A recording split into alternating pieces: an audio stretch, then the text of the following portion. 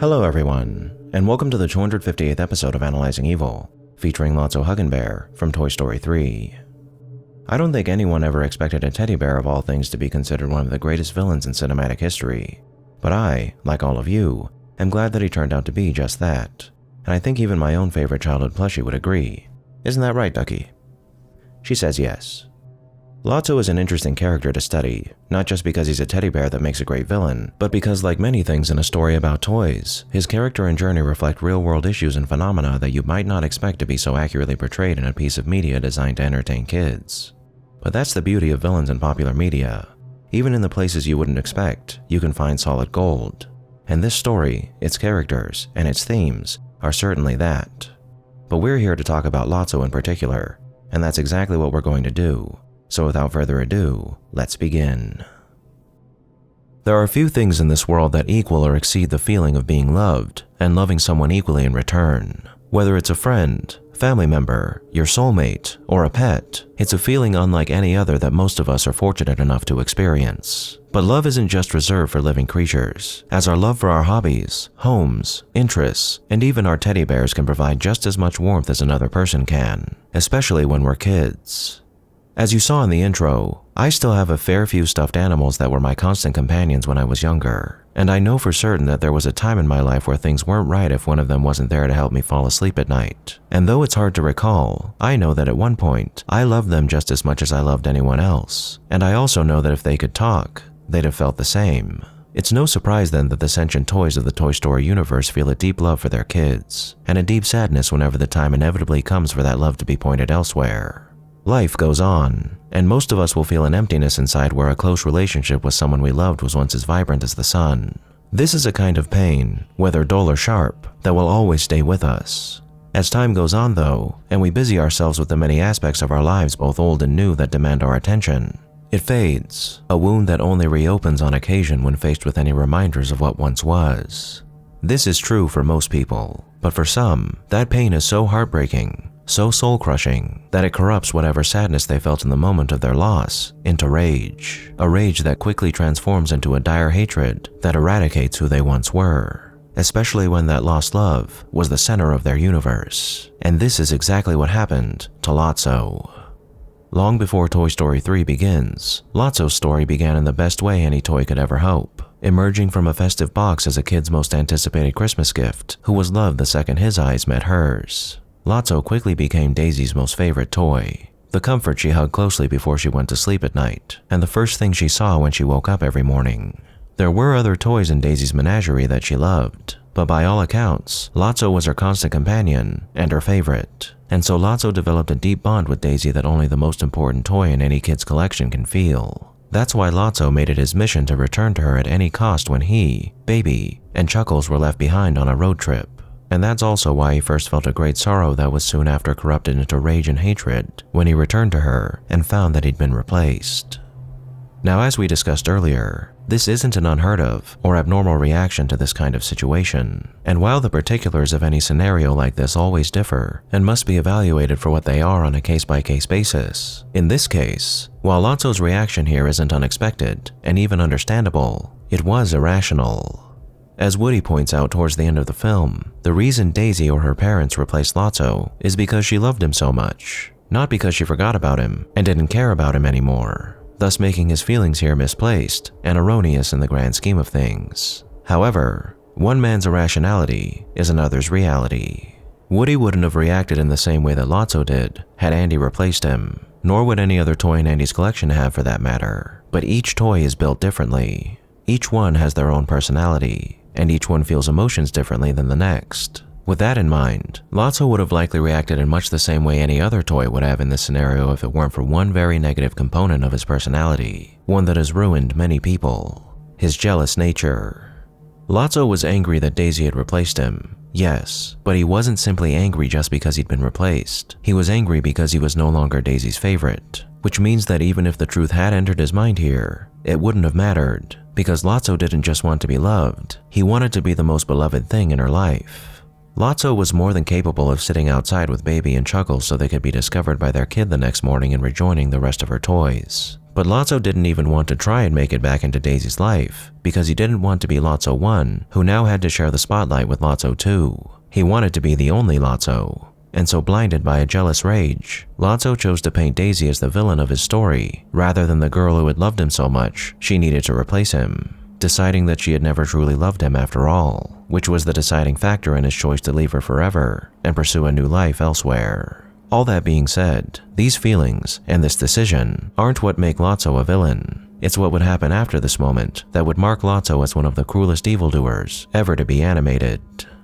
Most of us have experienced some sort of irrational anger or hatred for something or someone in our lives. And while that's never a good thing, so long as you aren't hurting anyone else, you're more than welcome to stew in whatever pit of rage and despair you've created for yourself. And while it wouldn't have been ideal for Lotso, it would have been fine if Lotso's emotions and decision here only affected Lotso. But when Lotso spied that other bear and formed his deep-seated hatred for Daisy, he instantly adopted an "if I can't have her, nobody can" attitude. As when he turned to tell Baby what he and Chuckles had just seen, he chose to lie and tell Baby that they too had been replaced, forcing Chuckles to agree and taking their fates into his own hands and ordering them to follow him, preventing them from making their own decision in the face of Lotso's overwhelming and hate-filled resolve. His denial of agency for Chuckles and Baby was bad enough, but like any person with a hate-filled heart, when an opportunity to unleash some of his anger and malice on a greater scale presented itself, he took it. After leaving Daisy's house, Lotso and his friends hitched a ride on a Pizza Planet delivery truck for parts unknown, which led them to a fateful arrival outside Sunnyside Daycare, a place where lost and neglected toys come to find new life, and the perfect proving ground for Lotso's newfound ideology. In the face of great heartbreak, Lotso had come to a dreadful conclusion that toys are all replaced eventually, that they're all just trash waiting to be thrown out, and the happiness a toy might feel from the love of their kid is but a lie that's doomed to wither away eventually. So Sunnyside became not just his new home, but evidence for his new worldview, a place where forgotten toys are taken to be used and abused before they're eventually thrown into the trash. Thus, what formed in Lotso upon his arrival at Sunnyside was a great cruelty and selfishness, a desire to make his now wretched existence into something he could bear by setting himself up as a king amongst toys who was not just the decider of his fate, but the fate of every other toy under his thumb. Transforming Sunnyside into a prison with himself as warden, Lotso used every tactic in the dictator's handbook to make Sunnyside into a horror show for the toys that live there. As we see many times during the events of this story, Lotso was a skilled manipulator who was adept at appearing to be kind and gentle, a cuddly teddy bear with a soothing drawl and a pleasant demeanor who was able to disarm anyone he came across and convince any impressionable toy of the righteousness of his vision and how comfortable it could be for them if they played along. This is how any despicable dictator corrupts the people around them into ignoring or even supporting injustices, with promises of wealth, prestige, and comfort that those they abuse could only dream of enjoying. And in the bona fide police state that was Sunnyside, it truly was but a dream for most. Trucks patrolled the hallways, a guard kept constant surveillance through CCTV, and anyone who dared to show an ounce of defiance was imprisoned or thrown into solitary confinement. Torture and brainwashing were also tools Lotso and his thugs employed, as if anything threatened the sanctity of Sunnyside's peace, any measures would be taken to eliminate that threat, no matter how brutal they might have been. Fear was the primary currency of Sunnyside Daycare, and all who weren't privileged enough to find themselves in Lotso's inner circle were brutalized by a top-down system that was born from one twisted teddy bear's cynical and jaded outlook on life. All of this was only enhanced by Lotso's cruelty and sadism, which in turn was amplified by his ability to switch between his harmless and kindly persona and his more sinister one, proving himself to be a toy who, ever since he made the choice to leave Daisy's home, was only concerned about himself, his philosophy, and how to make his life as comfortable as possible. Even when presented with the opportunity to redeem himself after he begged for his life and was saved by his enemies from certain death, the ever-envious Lotso could only offer a cruel smile and a quip as he sent more of his fellow toys off to endure a fiery demise. But like so many villains who unleash gross amounts of cruelty onto innocents, Lotso ended up getting what he deserved, a fate far more harrowing than what he forced the denizens of his prison to suffer at the hands of his latest and final owner. And at this end, what is there to say about Lotso Huggin Bear? He was a creature who felt a deep love like any other, but upon losing that love and suffering heartbreak, his love would be poisoned by the jealousy inherent to his character, bringing forth a dreadful hatred for all kids and the world of cruelty he felt he dwelt in. Brutal, sadistic, and remorseless, Lotso was an envious bear turned megalomaniacal dictator who likely planned to rule as Dark Overseer of Sunnyside for all eternity, creating a system of cruelty that, while being dampened by the medium of his story, was a fantastic representation of what horrors real-world dictators unleash, and what suffering the people they're responsible for are forced to live with as a result. There's no doubt that Lotso is a fascinating character, a villain that rivals some of the greatest out there, while on the surface, being one of the most innocent things known to man. But aside from having an interesting persona, philosophy, and being a stellar representation of dictators forged from pure evil, what is it that makes Lotso a cut above other villains of his caliber? If I had to guess, it would be relatability.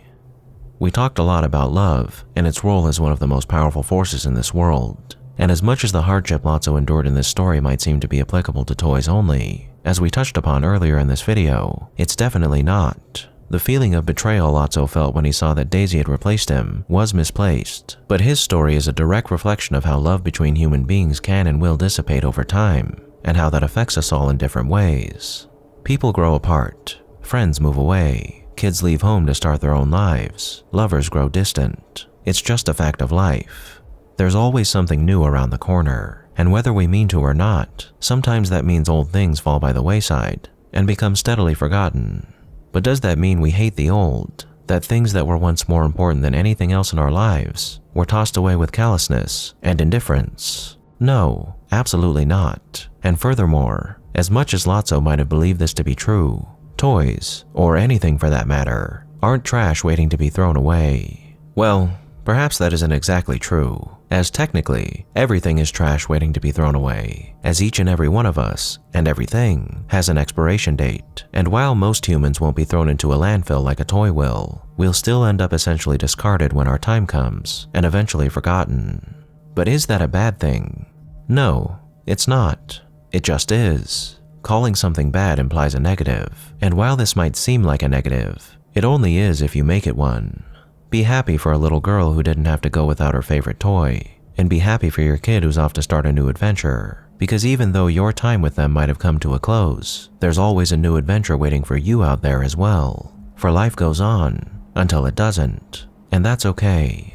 But Lotso was incapable of understanding this. He couldn't fathom finding happiness after the only joy he'd ever known was torn from him, becoming a monster who only wished to impose the cruelty he felt had been inflicted upon him onto others. His heart was mired in a thick, stagnant swamp of hatred that rendered imagining the possibility of a well-lived life beyond his lost love an impossibility. And so in his pain, he became pain itself, deriving his happiness not from love, but malice, brutality, and sadism. And for being a bear who ruined and sealed the fates of so many, it's only right that we condemn him as a toy stuffed to the brim with pure evil. Thank you all for tuning in to this episode of Analyzing Evil, and I hope you've enjoyed. What are your thoughts on Lotso? Did I miss anything? Let me know down below, and leave a suggestion for a villain you'd like to see featured while you're at it. If you like this video, hit that thumbs up button, and make sure to subscribe if you haven't already. A big thank you to all of my subscribers, my patrons, my members, anyone who's decided to honor me with a super thank, and especially our Dark Lord channel members, Elijah Kai VA, Effigy, Lord N, Mr. Awesome, and Just Keeping It Real. And a most vile thank you to those whose names you're seeing on screen now.